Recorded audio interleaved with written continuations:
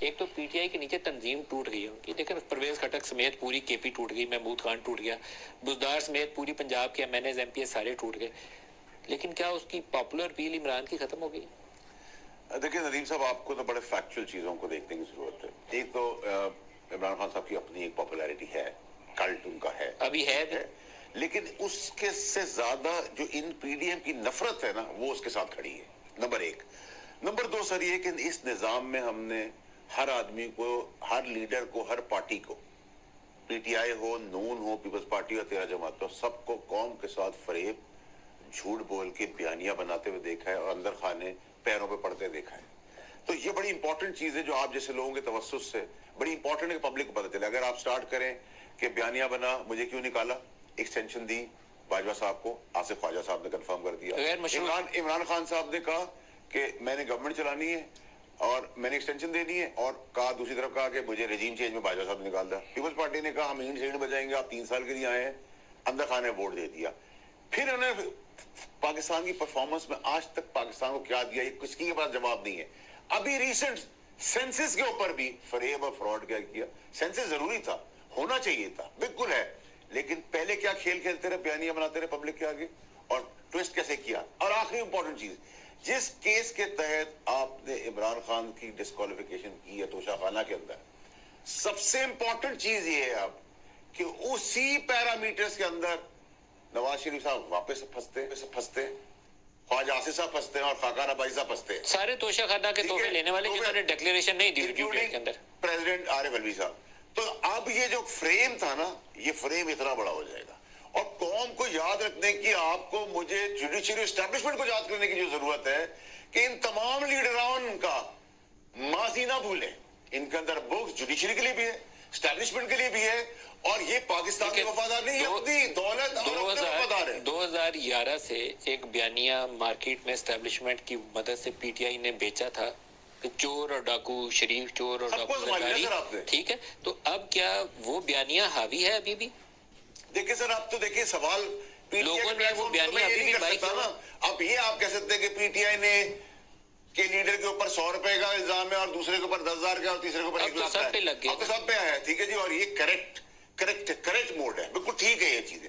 Problem یہ کہ ان سب 13 جماعتیں, نون لیگ, پیپلز پارٹی ملا کے جو ان کا بیانیہ, جو ان کا اس کے لیے وہ عمران خان صاحب نے ٹرے میں رکھا, اور 10 لائنیں کال کر کے وہ جانور اور انسان کا فرق چھوڑ کے وہ لوگوں کی, شہیدوں کے کفنوں تک چلے گئے, ٹھیک ہے.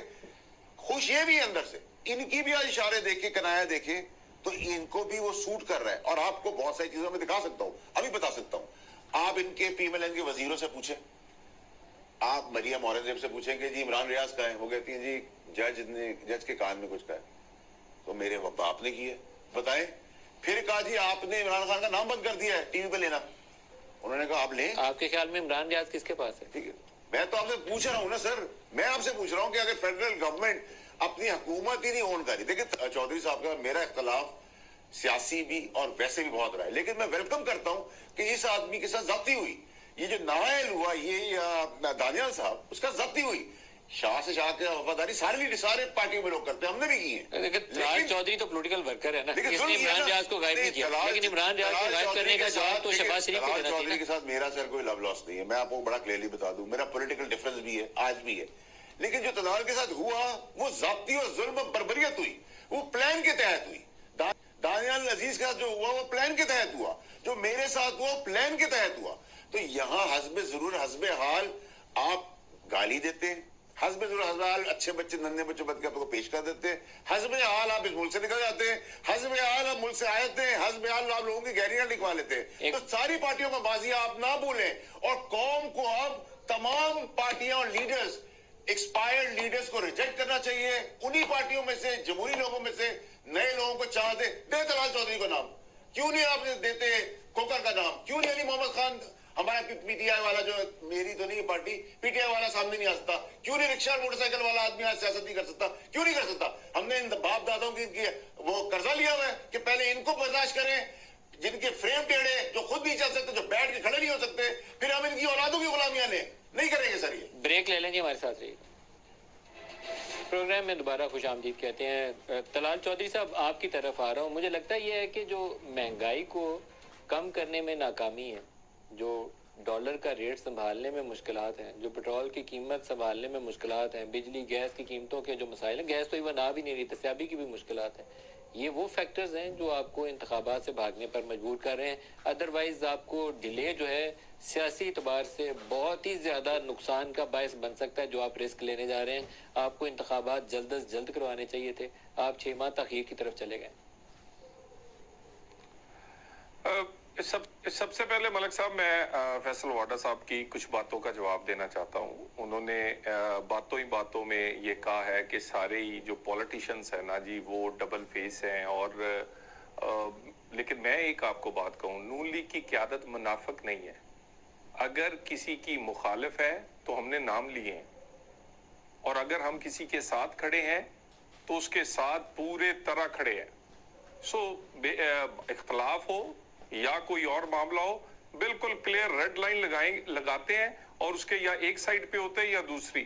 گرے ہمارا نہیں ہے، ہمارا بلیک اینڈ وائٹ ہے. میرا یہاں ایک آپ سے سوال ہے طلال چودھری صاحب. جنرل باجوہ اور جنرل فیض کو نام لے کر نواز شریف نے گجرانوالہ میں کہا تھا کہ جو کچھ انتخابات میں بے ایمانی ہوئی ہے اس کے آپ دونوں ذمہ دار ہیں. نام لے کر انہوں نے 3-4 دفعہ دہرایا تھا.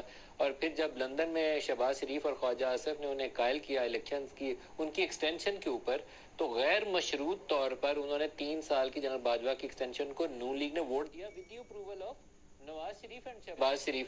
اور بدلے میں خواجہ آصف نے کہا کہ ہمیں آفر کیا گیا تھا کہ آپ پنجاب حکومت لے لیں. تو یہ تو سودا تھا نا سر، یہ جمہوریت تو کوئی نہیں تھی.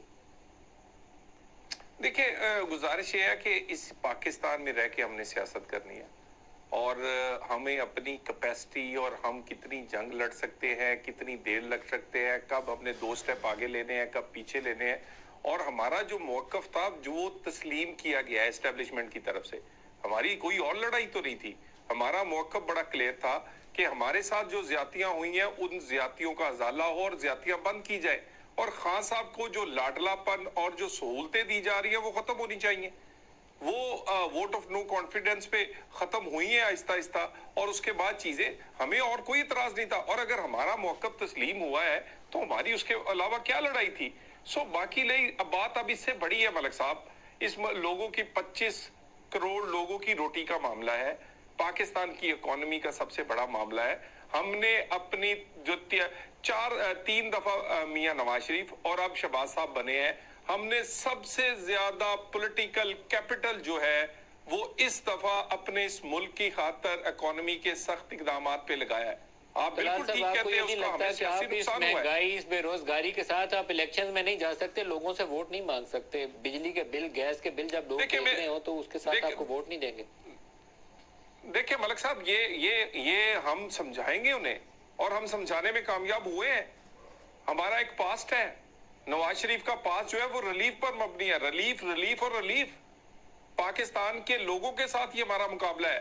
ہمارا کردار اور کارکردگی، ہماری پنجاب کی حکومتیں، ہماری وفاق کی حکومتیں، ہمارے ہر جگہ ہر علاقے میں، وہ میں نام لوں تو 70% پروجیکٹ پاکستان کے وہ جو مسلم لیگ نون کے ہیں.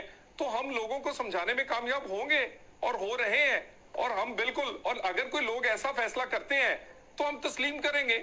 اس ملک نے آگے بڑھنا ہے، اور ہم سمجھتے ہیں کہ اگر اس مہنگائی یا اس ملک کو ڈیفالٹ سے نکالنے کے لیے یا اس ملک کے مستقبل کے لیے اگر ہمارا پولیٹیکل کیپٹل لگا ہے تو ہمیں کوئی دکھ نہیں ہے.